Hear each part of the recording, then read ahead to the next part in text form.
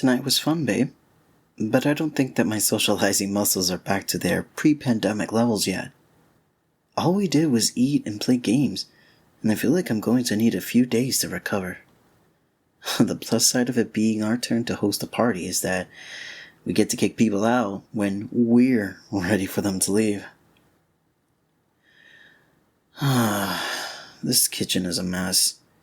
Can't we just leave it all for tomorrow and go to bed? It's past midnight. Fine. You're right. If we do it now, we don't have to do it tomorrow morning. We've got 1, 2, 3 half-full bottles of wine left. Should we dump them or keep them? Babe? Did you hear me? I was asking if you thought we should keep these open bottles of wine. Okay, down the sink they go. If you give me the plastic wrap from that drawer, I can cover this queso and put it back in the fridge. It was so good, though, that it probably won't make it through the night. Hun, the plastic wrap? Hello? Earth to sweetheart. Come in, sweetheart. I asked you to hand me the plastic wrap. Where were you? Thanks. Is something wrong? You seem kind of distant. Well, you didn't hear me when I asked for the plastic wrap. And you were about to put that plate of deviled eggs in the freezer. Here, take some wrap and put them in the fridge. What's got you so distracted? Your mouth is saying nothing, but your face and your tone are saying something. Uh-oh, you stuck up really onto your it's nothing. That spells trouble. I'm not trying to make a big deal of this. You just seem a little off. Is there something wrong? If there's really nothing wrong, I'll let it go, and we can go back to cleaning up this disaster of a kitchen. Now, try saying that looking in my eyes. I think you were looking at my neck, babe. Okay, don't cross your arms at me. I know what that means. I'm not trying to start a fight with you. And I'm not trying to pressure you. But if you're upset about something, whether it's something I did or something else, I want to help if I can. Remember the agreement we made last year? If something's bothering one of us, we can tell the other person that we don't want to talk about it at that moment. But we can't lie and say that nothing is wrong. So something is wrong. Do you want to tell me about it? It's okay, babe. I promise I won't get mad. That's fair. I can't promise that I won't get mad, but I can promise that I'll listen.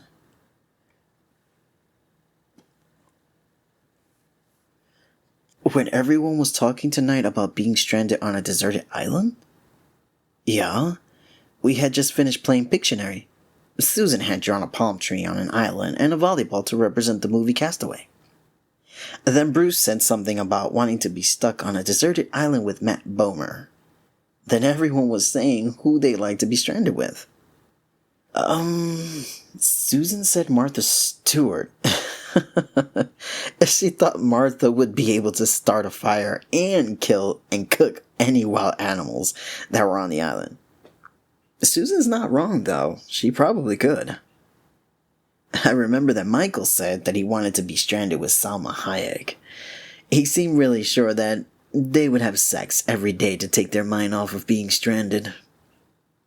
As if Salma Hayek would want anything to do with him, even if they were the only two people on an island. Do I remember what I said? Not specifically. I'm sure I said something about how I'd only want to be stranded with you. That's what upset you? What reason did I give? You're mad about that? Because I said that you'd have a positive attitude and I'd be safe with you? Then you're gonna have to help me out, hon. I made you sound like a scout? But everyone loves scouts. The uniforms, the knots, the camping, the cookies. No, babe. Don't go. I'm sorry. Come back. I'm not laughing at you. Give me your hand, please. Thank you. Now look at me. Look at me. Can you help me understand why what I said upset you? Okay, you're disappointed. So you're disappointed in me because I made you sound boring? That's not it? Then what is it? You're disappointed in yourself? Why? Not sexy or exciting enough for me? Because of what I said? You weren't supposed to be competing with celebrities. It was a silly hypothetical situation. You're right. It wasn't just celebrities. David said that he'd choose Christina, so that they could do more of their Tarzan and Jane's S&M roleplay that they don't have a chance to do now that they have kids. Yeah, much too much information. That's an image I did not need. What? No, I don't wish I had given a sexier answer, but it seems like you wish I had. Babe, I'm not mad. I just don't understand where this is coming from. When I thought about who I would want to be stranded with, I said you. Of course I'd say you. I wasn't trying to impress anyone with my answer. I was telling the truth. When I think about what the best thing would be about being stranded with you, the first thing that came to me wasn't how lucky I am that you're so sexy. And for the record, you are sexy. But maybe that means that I'm the boring one. I chose you for the reasons I gave, because you represent what I value the most, what I need the most. And it isn't someone who's sexy, but if it wasn't clear, you are sexy too. And I'm not just saying that. I'm being totally sincere, babe. You know how I grew up. My childhood was unstable, to say the least. The time I spent in shelters with my mother, then my years in a foster home. It's okay. We've talked about this before. I don't mind talking about it now. All my life I've been looking for safety and stability. For someone that I could always count on. And who could always count on me. And then we met. Don't look away. Look at me. Then we met, and I knew I had hit the jackpot. Well, no. The first thing that attracted me to you wasn't your reliability. I think it was that pair of jeans you were wearing the first time we met. Ow! That hurt! All right. I'll be serious. Obviously, I was physically attracted to you right away. But as we got to know each other better, you showed me that there was more to you than just looks. More to you like what?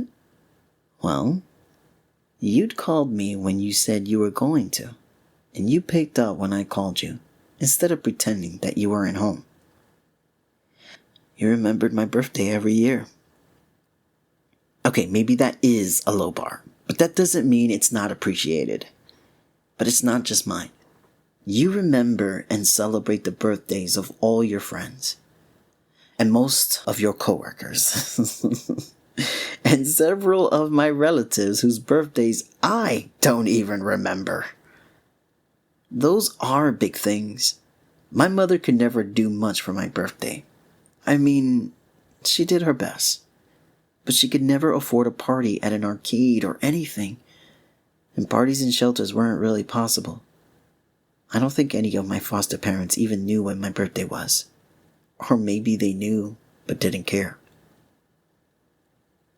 Okay, it's not just birthdays. A friend will mention in passing that they're worried about something. And the next thing they know, you've given them a card or baked them cookies or something to help them feel better. Remember that time that I was out of town when the new season of Handmaid's Tale came out? You promised that you would wait until I got back to watch it so that we could watch the first episode together. Wait, what? You had already seen it by the time we watched it together? You didn't act like it. But that's exactly what I mean.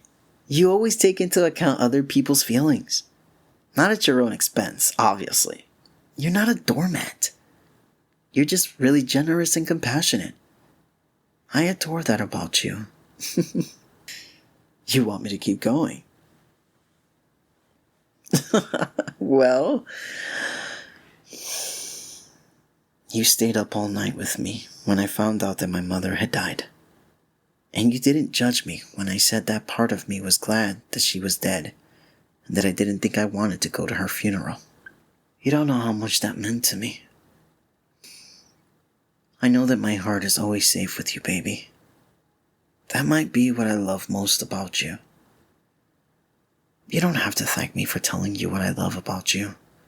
I should be telling you so often that you have to force me to shut up about it. Good. I don't think I want you to make me shut up about that. Have I ever told you when I realized I loved you? It was before we moved in together. About 2 years ago. We were having dinner at that terrible Chinese buffet by your apartment. What was it called? Yeah, China King. That restaurant was not good enough for us to be going as often as we did. A good point, it was cheap. So, I had gotten my food and was already at our table. I looked up and saw you walking towards me with your tray of food. I wanted to take your tray from you, so I got up to walk towards you when suddenly, I don't know what happened. You tripped over your own feet or lost your grip on your tray or something. I'm not trying to embarrass you. There's a point to this story, I promise. I'm getting to it. Can I keep going? Okay, so you kind of pitched forward, and it was like your tray was ejected out of your hands, and you sort of went splat on the floor. It was like something out of a sitcom or a slapstick movie. No, I didn't fall in love with you because you fell on your face. It was the way that you reacted after that. You don't remember? So there you were, face planted on the floor, fried rice and sweet and sour chicken scattered in front of you. Before anyone could reach you to help you up, you had sat up on your knees. For about a split second, you looked like you were in shock. And then, suddenly, you burst out laughing. Yes, laughing! By the time I got to you, you were laughing so hard that tears were rolling down your face. No, you weren't hurt. Well, maybe your pride was a little, but you didn't show it. As I was helping you up, nearly everyone in the restaurant was clapping and cheering for you. You bowed and then waved to everyone in the restaurant like you were riding on a float in a parade. I walked you to the bathroom to clean up, and we finally went to our table. After getting you another tray of food, of course. Are you kidding? I was just so fucking in awe of you. I think it was that moment that I realized that if you reacted that way to such an embarrassing situation... No, like I said, you didn't seem embarrassed at all. That's my point. If you could respond by laughing your ass off after falling on your face in a restaurant, then you were someone that I wanted to have around me as much as possible. It meant that you had a good sense of humor, that you were resilient, and that you didn't stay down for long. No, none of those things make you boring. They make you fantastic and desirable and wonderful and...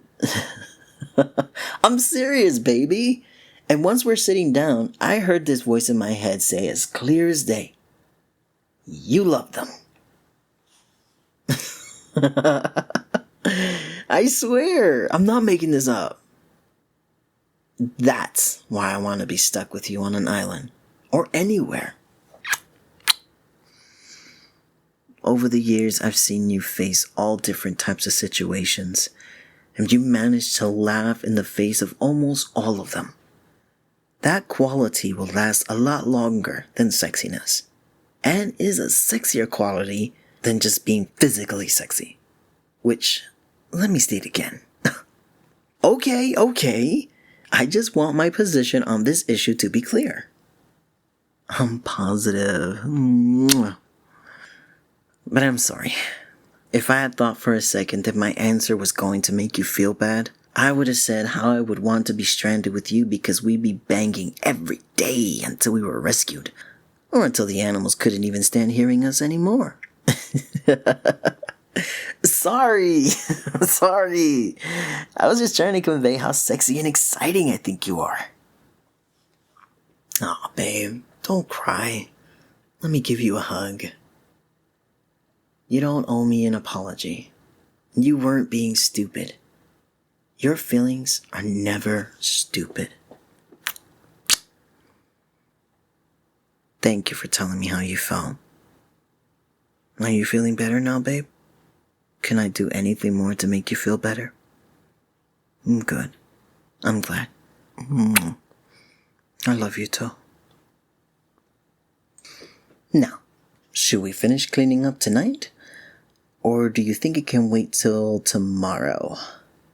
I'm not sure that I've entirely convinced you how sexy I think you are.